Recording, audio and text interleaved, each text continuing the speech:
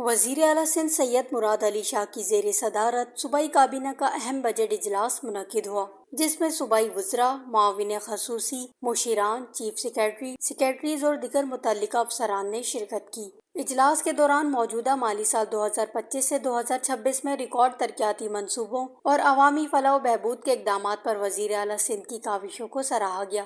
اس موقع پر وزیر اعلیٰ سندھ سید مراد علی شاہ نے کہا کہ پاکستان پیپلز پارٹی کی قیادت کی رہنمائی میں عوام کی خدمت کا سفر جاری رہے گا اور نئے سال میں سندھ کی عوام کے لیے مزید ترقیاتی اور فلاحی منصوبے متعارف کروائے جائیں گے۔ کابینہ نے مالی سال 2026 سے 2027 کے صوبائی بجٹ کی متفقہ طور پر منظوری دے دی۔